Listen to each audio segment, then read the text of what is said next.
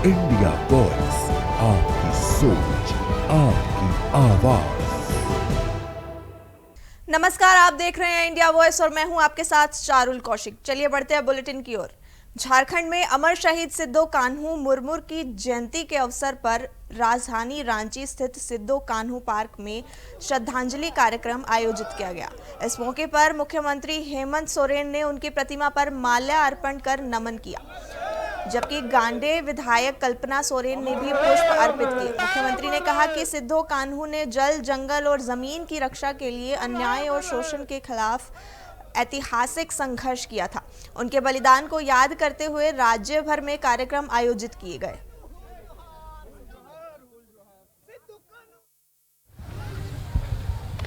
झारखंड के आदिवासी वीर सपूतों ने, मूलवासी वीर सपूतों ने अलग अलग समय काल में अपने दायित्व और इस राज्य के प्रति अपने आप को समर्पित किया। उसी क्रम में आज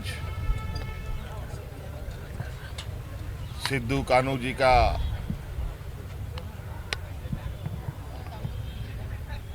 ये शुभ दिन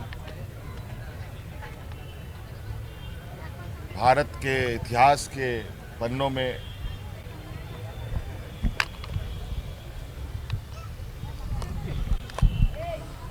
ना मिटने वाले और सुनहरे अक्षरों से दर्ज है।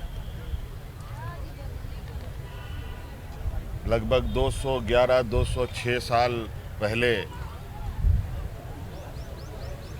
सिद्धू कान्हू जी का संघर्ष और जल, जंगल, जमीन के प्रति इनका जो एक लंबा लड़ाई रहा, उसका सृजन हुआ। आज इनकी जयंती है और इन महान विभूतियों को हम सभी लोग आदर सम्मान के साथ हर वर्ष कहीं मूर्ति पर, कहीं फोटो पर, कहीं जन्मस्थली पर, कहीं शहादत स्थल पर। रांची में जन्मजात हृदय रोग को लेकर आयोजित एक कार्यशाला में स्वास्थ्य मंत्री इरफान अंसारी ने भाग लिया। इस दौरान उन्होंने बच्चों में होने वाले हृदय रोगों के बेहतर इलाज और समय पर पहचान की आवश्यकता पर जोर दिया। कार्यशाला में राज्य के स्वास्थ्य ढांचे के विस्तार और बच्चों के लिए मुफ्त उपचार जैसी पहलों पर भी चर्चा की गई। मंत्री ने कहा कि सरकार का लक्ष्य है कि गंभीर बीमारियों से जूझ रहे बच्चों को बेहतर और सुलभ स्वास्थ्य सुविधाएं उपलब्ध कराई जाए, ताकि किसी भी परिवार को इलाज के अभाव में कठिनाई न झेलनी पड़े।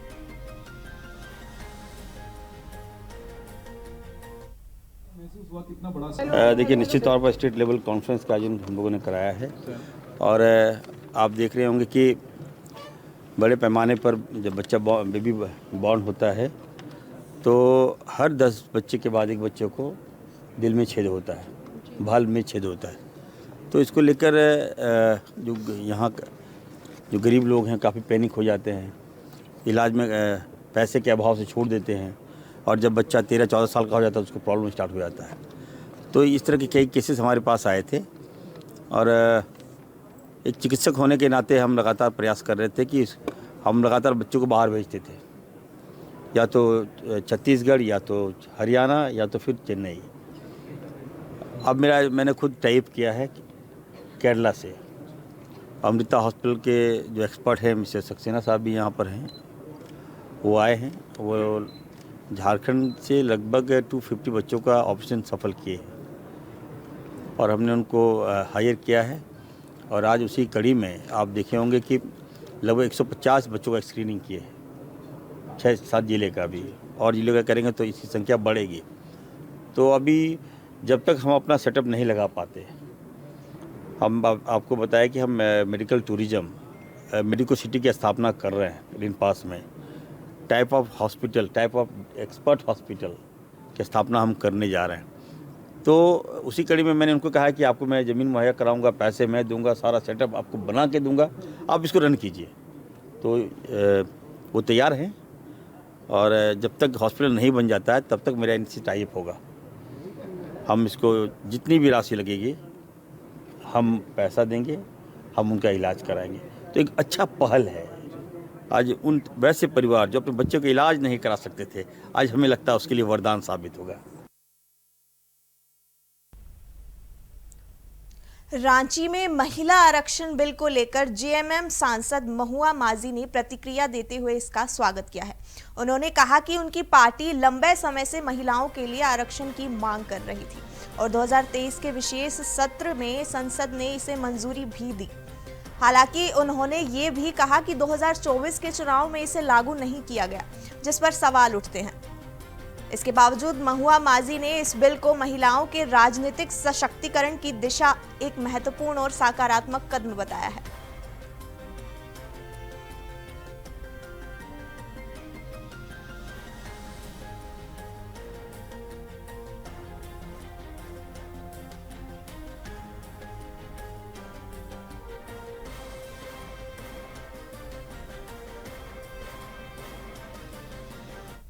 स्वागत करते हैं विमेन रिजर्वेशन बिल का, क्योंकि इसकी मांग हम लोगों ने बहुत पहले से की थी और 2023 में इसको पारित भी कर दिया गया था।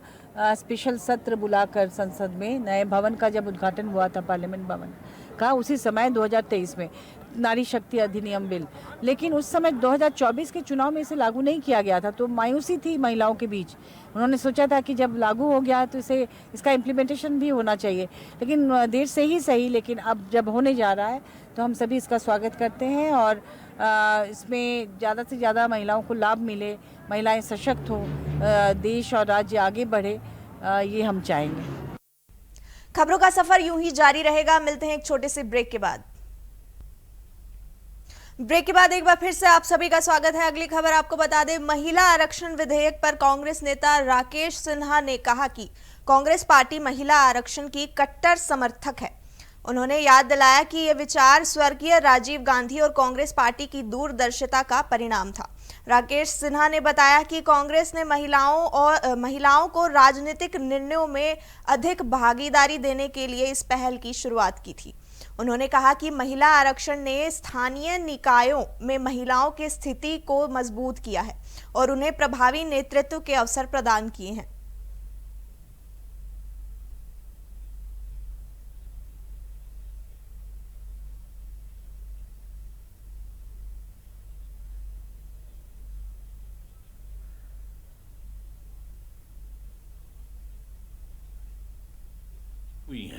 और हम तो महिला आरक्षण का पूर्ण रूपेण पक्षधर हैं।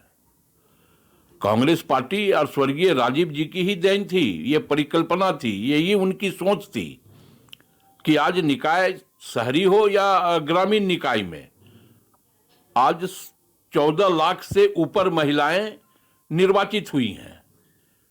तो ये परिकल्पना कांग्रेस पार्टी की है और हम तो महिला आरक्षण का पूर्ण रूपेण पक्षधर हैं। कांग्रेस पार्टी और स्वर्गीय राजीव जी की ही देन थी, ये परिकल्पना थी, यही उनकी सोच थी कि आज निकाय शहरी हो या ग्रामीण निकाय में आज 14 लाख से ऊपर महिलाएं निर्वाचित हुई हैं। तो ये परिकल्पना कांग्रेस पार्टी की है। रांची में परिसीमन को लेकर बीजेपी प्रवक्ता प्रतुल शाहदेव ने प्रतिक्रिया देते हुए इसे एक सामान्य और नियमित प्रक्रिया बताया। उन्होंने कहा कि परिसीमन समय समय पर होता रहता है और ये लोकतांत्रिक व्यवस्था का हिस्सा है। उन्होंने आगे कहा कि देश की जनसंख्या बढ़ने के साथ प्रतिनिधित्व भी बढ़ना चाहिए। उन्होंने आगे कहा कि जब आबादी कम थी तब लोकसभा की 543 सीटें तय की गई थी और अब बढ़ती जनसंख्या के अनुसार सीटों में बढ़ोतरी होनी चाहिए।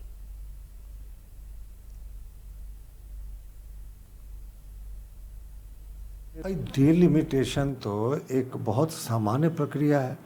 डिलिमिटेशन तो हमेशा होते रहता है और अभी देश की जो आबादी बढ़ी है तो भाई हमारे जो लोग हैं सत्ता में उनका मानना है कि और सीटें ज़्यादा बढ़ेंगी, क्योंकि जब देश की आबादी बहुत कम थी, इससे एक 8वां हिस्सा था, तब उस समय लोकसभा में 543 सीटें थी, राज्यसभा में 200 कुछ सीटें थी।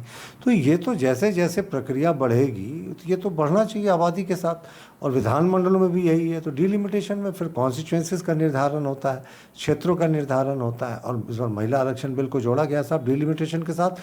हम 2029 के चुनाव के पहले इसको लागू करेंगे, और ये सकारात्मक है, इसका तो मतलब स्वागत करना चाहिए था विपक्ष को। लेकिन कांग्रेस ना आदतन ना कहने वाली पक्ष में है। देश का विकास होना चाहिए ना, देश में राष्ट्रवाद बढ़ना चाहिए ना। इनसे कोई अच्छे भी प्रश्न करे ना, तो इनको ना बोलने की इतनी आदत हो गई कि सब चीज़ पे ना कहते हैं। भाई डिलिमिटेशन तो एक बहुत सामान्य प्रक्रिया है, डिलिमिटेशन तो हमेशा होते रहता है, और अभी देश की जो आबादी रामगढ़ के पतरातू क्षेत्र में स्थानीय विरोध के बीच अतिक्रमण विरोधी अभियान के दौरान पूर्व केंद्रीय मंत्री यशवंत सिन्हा को हिरासत में लिया गया। अभियान के दौरान सैकड़ों स्थानीय प्रदर्शनकारी भी मौके पर इकट्ठा हुए और विरोध जताया। स्थानीय प्रशासन ने अतिक्रमण हटाने के लिए ये कार्रवाई शुरू की, लेकिन विरोध प्रदर्शन के कारण तनाव बढ़ गया। पुलिस ने तुरंत हस्तक्षेप किया और सभी प्रदर्शनकारियों को नियंत्रित किया। यशवंत सिन्हा सहित कई लोगों को हिरासत में लिया गया। घटना के दौरान किसी तरह की हिंसा नहीं हुई, लेकिन प्रशासन ने सुरक्षा के कड़े इंतजाम किए। अधिकारियों ने कहा कि अभियान का उद्देश्य कानून और व्यवस्था बनाए रखना है और अतिक्रमण को हटाना है। स्थानीय लोगों से भी शांति बनाए रखने और सहयोग करने की अपील की गई है। मामला ये है कि यहाँ फैसला पंचायत में कुछ पीटीपीएस के क्वार्टर्स थे, जिसमें 50 साल से लोग रह रहे हैं। अब इसका लंबा इतिहास रहा है, कोर्ट में भी मामला गया, और अब प्रशासन का कहना है कि वो उन लोगों के ऊपर दबाव है कि वो लोग जो लोग रह रहे हैं उनको ज़बरदस्ती निकाल के इसको खाली कराए, क्योंकि ये किसी कंपनी को ये ज़मीन दे दी गई है। हमारी डीसी से बात हुई तो उन्होंने कहा कि नहीं, बहुत इन लोगों को टाइम दिया जा चुका है, अब नहीं दिया जा सकता है। मेरा सिंपल कहना ये है कि इतना पुराना मामला है, तो जो लोग 50-60 साल से यहाँ रह रहे हैं, उन लोगों के लिए कोई वैकल्पिक व्यवस्था प्रशासन को करनी चाहिए। घर के बदले घर, तो ऐसा नहीं हुआ। प्रशासन की बड़ी घोर लापरवाही रही, तो इसलिए हम यहाँ पर आए हैं कि पुलिस जो ज़बरदस्ती कर रही है, उस ज़बरदस्ती को रोका जाए, कोई इसमें रास्ता निकले, और प्रशासन जो है घर के बदले घर की वैकल्पिक व्यवस्था करे।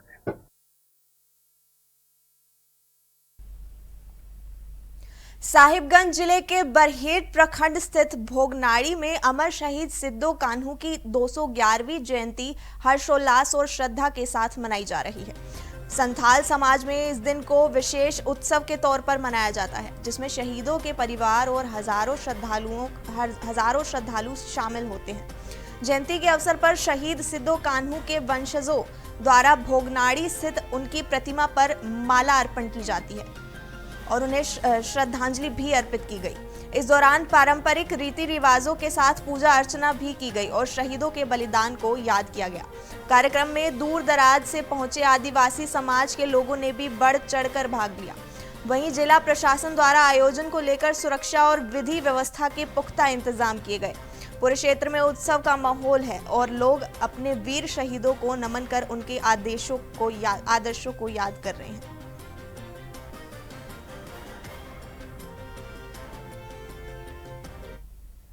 पहले तो वीर शहीदों को नमन करते हैं, साथ ही आज वीर शहीद क्रांतिकारी वीर महानायक सिद्धो मुर्मू कान्हू मुर्मू का जयंती है।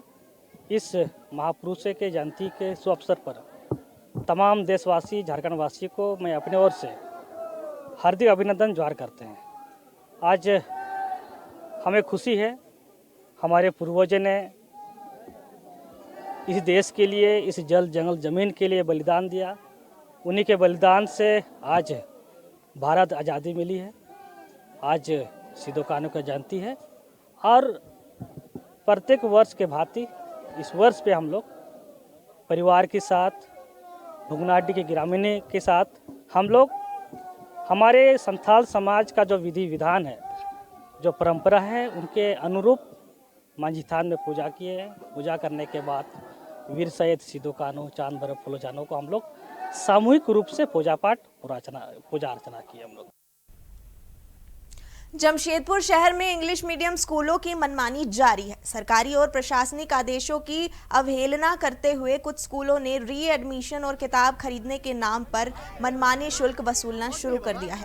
कदमा के आंध्रा स्कूल में आज री एडमिशन के नाम पर प्रत्येक बच्चे से 8 से 10 हज़ार रुपये वसूले जा रहे हैं। इस पर अभिभावकों में नाराजगी फैल गई है और उन्होंने स्कूल में हंगामा किया। अभिभावकों ने जिला प्रशासन से मांग की कि इस मामले को गंभीरता से लिया जाए और स्कूल पर कार्रवाई की जाए। साथ ही उन्होंने जोर दिया कि बच्चों के भविष्य के साथ खिलवाड़ ना हो। जिला प्रशासन ने मामले की जांच के आदेश दिए हैं और शीघ्र समाधान का आश्वासन दिया है।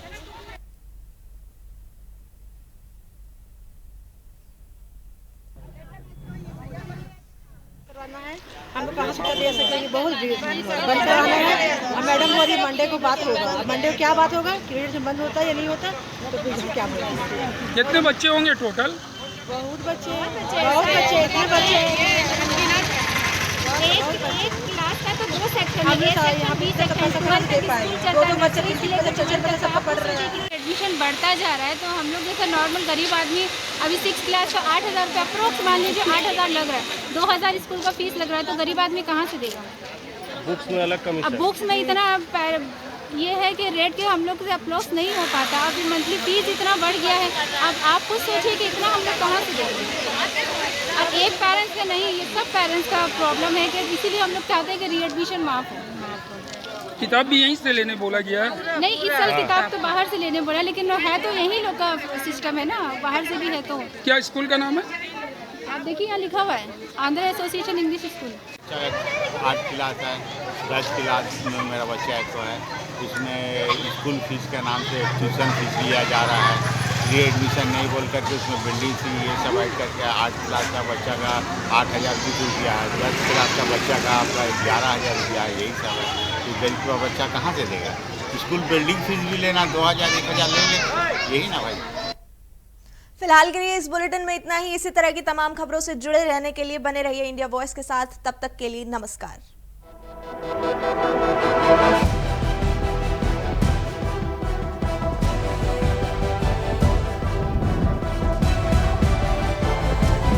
इंडिया वॉइस, आपकी सोच, आपकी आवाज।